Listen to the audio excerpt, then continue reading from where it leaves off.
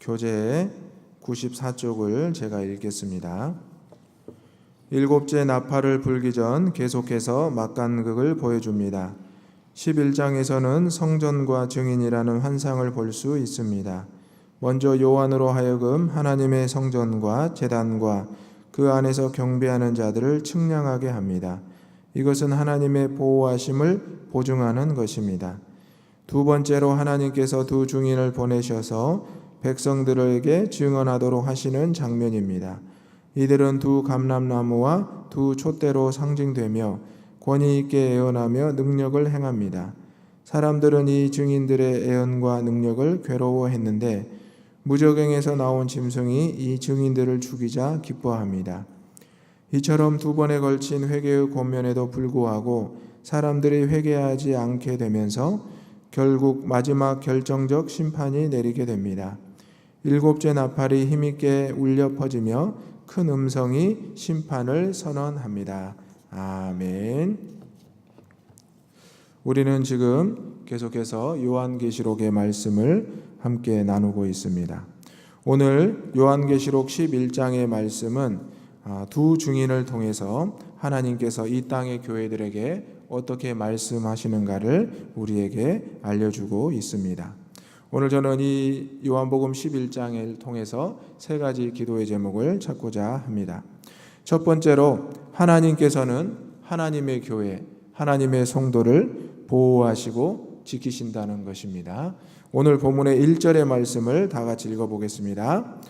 또 내게 지팡이 같은 갈대를 주며 말하기를 일어나서 하나님의 성전과 제단과 그 안에서 경배하는 자들을 측량하되. 아멘. 하나님께서는 하나님의 성전과 제단과 그 안에서 경배하는 자들을 측량하라 했습니다.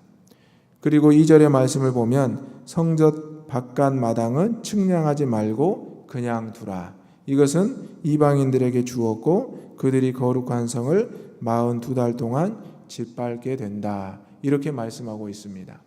사랑하는 성도 여러분, 오늘 우리가 주의 안에 거하고 또 교회 안에 거한다는 것이 얼마나 큰 은혜이고 축복인지 이 말씀을 통해서 깨달으시기를 소망합니다. 여러분, 우리가 교회 안에 거하지만 세상에 나가 살 때가 있습니다. 하지만 우리는 영적으로 늘 교회 공동체에 묶여 있고 속해 있다는 것을 알게 됩니다. 오늘 하나님께서는 이처럼 하나님의 교회가 어디에 속해야 되는지, 누구를 바라봐야 되는지 분명히 말씀하고 있습니다. 측량이라는 것은 건축하기 전에 그 땅의 높낮이와 그 땅의 가로 세로를 평가하는 것입니다. 측량하지 않고 건축하는 경우는 없습니다. 오늘 하나님께서 저와 여러분을 주의 백성으로 택하셨고 주의 공동체로 부르셨습니다. 하지만 하나님께서는 끊임없이 우리의 삶을, 우리의 교회를 측량하고 계신다는 것을 꼭 기억하시기를 바랍니다. 환난과 핍박이 많았던 사도 요한의 시대에 많은 성도들이 하나님을 떠나게 되었고 또 하나님을 부정하게 되었고 핍박자들이 득세하던 시대에 하나님 안에 거한다는 것이 얼마나 어렵고 힘들었겠습니까? 물론 오늘을 살아가는 저와 여러분의 삶에도 어렵기는 마찬가지입니다. 오히려 자유가 있고 평화가 있고 또 많은 쉼이 있지만 그 가운데 우리의 신앙이 나태해져 가고 오히려 하나님의 보호보다는 세상의 보호와 세상의 도움을 원할 때가 많았던 게 우리의 사실입니다. 하지만 오늘 1절 말씀을 통해서 우리가 어디에 거해야 되고 누구 안에 거해야 되는지를 다시 한번 깨닫고 나를 측량하시는, 우리의 공동체를 측량하시는 하나님 앞에 순종하는 저와 여러분이 되시기를 주님의 이름으로 축원합니다. 아멘. 두 번째로 하나님께서는 하나님의 증인, 하나님의 선지자, 성도를 세우신다는 말씀입니다. 다 같이 3절의 말씀을 읽어보겠습니다. 내가 나의 두 증인에게 권세를 주리니 그들이 굵은 베옷을 입고 1260일을 애언하리라. 아멘. 하나님께서는 두 증인을 세우신다고 말씀하셨습니다. 당시 유대 지방에서는 어떠한 증거를 뒷받침하기 위해서는 한 사람으로 증인이 되지 않고 복수의 증인이 필요했다고 합니다. 오늘 사도 요한은 하나님의 계시를 받아서 바로 하나님께서 두 증인을 세우고 그 두 증인에게 하나님의 권세를 주신다고 말씀하셨습니다. 그리고 이 권세를 받은 두 증인은 굵은 베옷을 입고 1260일을 애언하게 된다, 이렇게 선포하고 있습니다. 1260일은 2절에 나오는 42달의 날짜와 동일합니다. 3년하고 6개월입니다. 사랑하는 성도 여러분, 하나님께서 바로 두 증인을 세우신다는 것은 저와 여러분에게 귀한 사명을 주신다는 말씀입니다. 오늘날 하나님의 교회와 성도들이 이 두 증인의 역할을 해야 된다는 것입니다. 그러면서 4절의 말씀을 보면 그들은 이 땅의 주 앞에 서 있는 두 감람나무와 두 촛대라고 이야기하고 있습니다. 그래서 성경의 많은 학자들이 이 두 증인에 대해서 여러 가지 해석이 있습니다. 모세와 엘리야입니다. 또 여러 가지 성경에 나오는 인물들입니다. 초대교회들을 말하고 있습니다. 주의 종들을 말하고 있습니다. 또 주의 수제자들을 베드로와 요한을 말하고 있습니다. 이렇게 이제 많은 해석을 하고 있지만 중요한 것은 우리가 하나님의 교회와 성도들이 이 두 증인이 되어야 된다는 사실입니다. 여러분이 주 안에서 거하지만 또 세상에 나가서 살아갈 때가 있습니다. 여러분, 증인이라는 것은 그것을 본 것을 그대로 말하는 것입니다. 숨기지 않고 더하지 않고 여러분이 들은 하나님의 말씀, 여러분이 만난 하나님, 여러분에게 찾아오신 예수님의 그 모습을 그대로 믿지 않은 자들에게 세상에 전하는 것이 여러분의 사명이라는 것입니다. 당시에 핍박받던 초대교회의 많은 성도들이 이 복음을 증거해야 될 사명을 갖게 되었습니다. 사도 요한은 pat모섬에서 하나님의 계시를 듣고 보고 기록하면서 초대교회 성도들이 이 증인의 사명을, 또 앞으로 모든 교회들이 이 증인의 사명을 감당해야 됨을 일깨워 주고 있습니다. 그러면서 5절의 말씀을 보면 만일 누구든지 그들을 해하고자 하면 그들의 입에서 불이 나와서 그들의 원수를 삼켜버릴 것이다. 누구든지 그들을 해하고자 하면 반드시 그와 함께 죽임을 당할 것이다. 이렇게 놀라운 능력과 권세를 그들에게 주었다라고 분명히 말씀하고 있습니다. 이런 하나님의 능력과 권세가 저와 여러분에게 주어진 줄로 믿습니다. 아멘. 이 땅의 교회에게 주어진 줄로 믿습니다. 아멘. 그래서 그들이 권능을 가지고 하늘을 닫아 그 예언을 하는 날 동안 비가 오지 못하게 하고, 또 권능을 가지고 물을 피로 변하게 하고 아무 때든지 원하는 대로 여러 가지 재앙으로 땅을 치리로다. 아멘. 이 내용을 보면 비가 오지 않게 했던 엘리야 선지자가 생각이 나고, 또 이 땅에서 하나님의 말씀으로 많은 이적을 행하였던 모세가 생각이 납니다. 하나님의 성도들은 하나님의 사람들을 기억했습니다.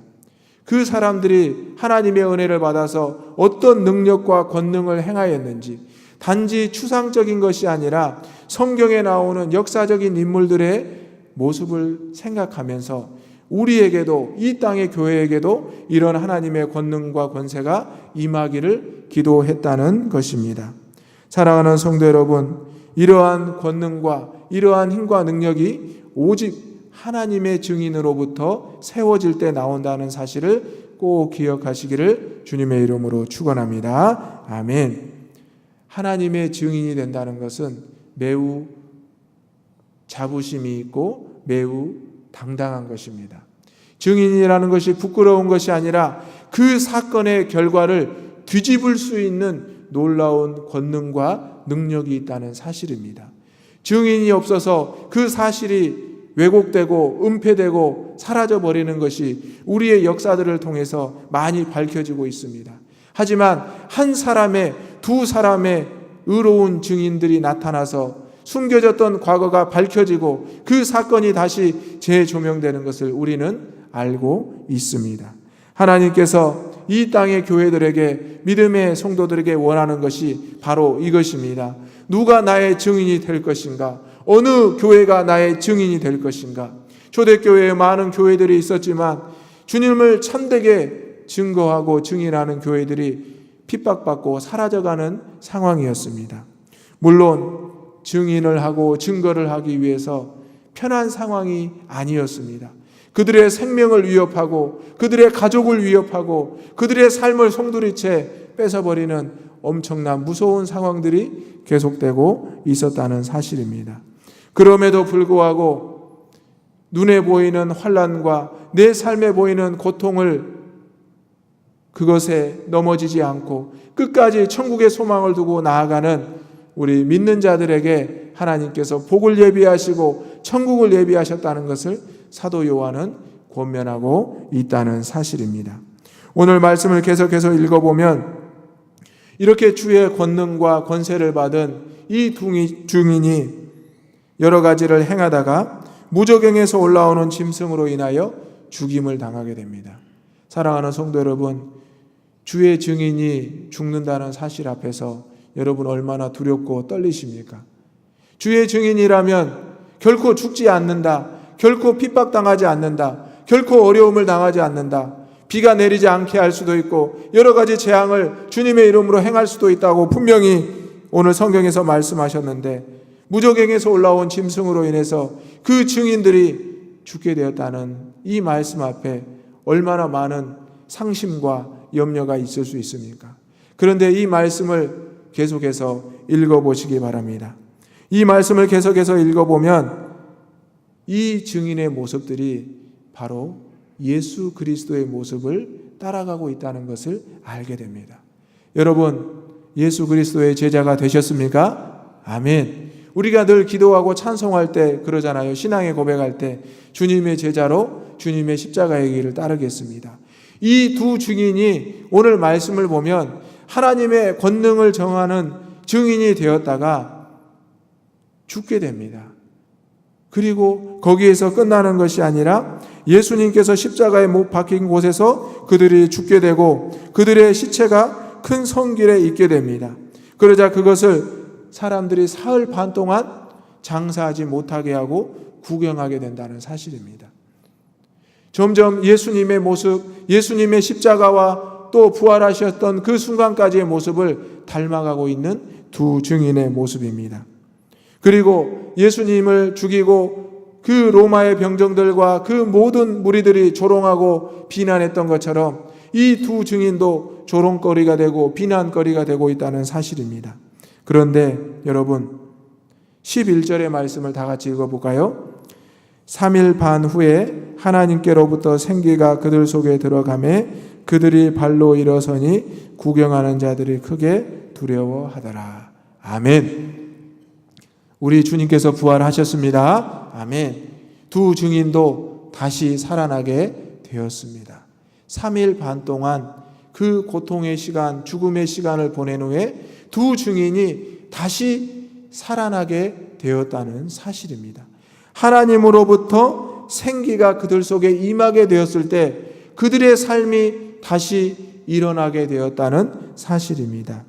오늘 우리의 삶은 이 두 증인처럼 죽을 수도 있습니다. 하지만 여러분, 이 죽음을 두려워해서는 결코 부활에 참여할 수가 없게 될 것입니다. 죽지 않으면 어떻게 부활하겠습니까? 죽지 않은 사람을 부활했다 말할 수 있는 것은 말이 되지 않습니다. 죽어야 살게 됩니다. 오늘 예수님께서 부활의 첫 열매가 되셨던 것처럼 이 두 증인도, 이 교회도, 이 성도들도, 저와 여러분도 죽어야 부활의 열매가 될 줄로 믿습니다. 하나님으로부터 오는 이 생기를 저와 여러분이 받아서 새로운 천국의 자녀의 삶을 살아가게 될 줄로 믿습니다.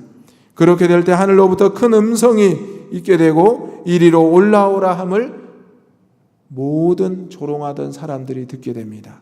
그리고 그들이 두려워하고 하나님 앞에 엎드리게 된다는 사실입니다. 사랑하는 성도 여러분, 이제 이 두 증인의 사명이 거룩한 하나님의 은혜 가운데 온전히 이 땅에서 이루어지고 하나님 앞에 올려졌다는 사실입니다. 예수님이 부활하시고 제자들에게 또 많은 이들에게 보여진 후에 승천하셨던 모습이 이 두 증인의 모습을 통해서 나타나고 있다는 사실입니다. 핍박받는 초대교회 성도들과 주의 백성들에게 이 소망이 다시 한번 주어졌다는 사실입니다. 이 소망이, 이 천국의 은혜가 저와 여러분에게도 오늘 주어진 줄로 굳게 믿으시기를 소망합니다. 아멘. 세 번째로, 하나님께서는 이 땅의 심판을 통해 이 교회와 성도들을 다시 일으키신다는 내용입니다. 15절의 말씀을 다 같이 읽어보겠습니다. 일곱째 천사가 나팔을 불매 하늘에 큰 음성들이 나서 이르되 세상 나라가 우리 주와 그의 그리스도의 나라가 되어 그가 세세토록 왕노릇 하시리로다 하니 아멘. 일곱째 천사가 나팔을 불게 되었습니다. 그러자 하늘에서 큰 음성들이 나서 세상 나라가 우리 주와 그의 그리스도의 나라가 되었다. 이제 세상의 모든 것이 누구의 나라가 되었다고요? 그리스도의, 하나님의 나라가 되었다는 사실입니다. 믿으십니까? 아멘. 저와 여러분이 주 안에 거할 때, 저와 여러분이 이 교회가 주의 증인이 되어서 온전한 사명을 잘 감당하다가 죽고 다시 하나님의 생기로 부활했을 때 그리스도의 나라가 이 땅에 가득하게 된다는 사실입니다. 그리고 세세토록 왕노릇하게 된다는 사실입니다. 사랑하는 성도 여러분, 이제 일곱째 나팔 소리가 울리며 세상의 모든 땅에 주의 심판이 선포되었습니다. 그리고 하나님의 나라가 완전히 임하게 되었다는 사실입니다. 그러자 하늘 보좌에 있던 24장로들이 엎드려 얼굴을 땅에 대고 하나님께 경배하며 찬송하게 되었습니다. 사랑하는 성도 여러분, 오늘 우리가 이 땅에서 나그네의 삶, 순례자의 삶을 살아가지만 우리의 삶의 목표가 결코 이 땅에 있는 것이 아닙니다. 오직 하나님의 나라 천국에 있다는 사실을 꼭 기억하시기를 소망합니다. 그리고 우리가 이 땅에서 비록 죽을지라도, 우리가 이 땅에서 사라질지라도 하나님의 은혜로 다시 부활해서 하나님 나라에 올라갈 때, 하나님 나라 안에 거할 때 우리의 모습을 보면서 이 땅에서 우리를 조롱하고 핍박했던 많은 자들이 과연 하나님이 살아계셨구나, 과연 하나님의 나라가 임하는구나라고 그 심판 앞에 엎드리게 될 줄로 믿습니다. 이제 이 말씀을 통해서, 이러한 계시록의 말씀을 통해서 초대교회 성도들이 힘을 얻게 되었고 용기를 얻게 되었습니다. 그래서 그들이 죽는 것에 대해서 두려워하지 않게 되었고, 그들이 로마의 검투사 앞에서 죽어갈 때, 사자의 밥이 될 때, 십자가에 죽을 때, 많은 처형을 당할 때 그들은 하나님 나라를 바라볼 수 있었다는 사실입니다. 오늘 저와 여러분도 이 초대교회 성도들처럼 하나님의 나라를 위해서 살아가고 있습니다. 결코 두려워하지 마시고 부끄러워하지 마시고 염려하지 마시고 하나님의 나라가 나의 삶을 통해서, 나의 증거를 통해서 나타나게 된다는 사실을 꼭 기억하시기를 주님의 이름으로 축원합니다.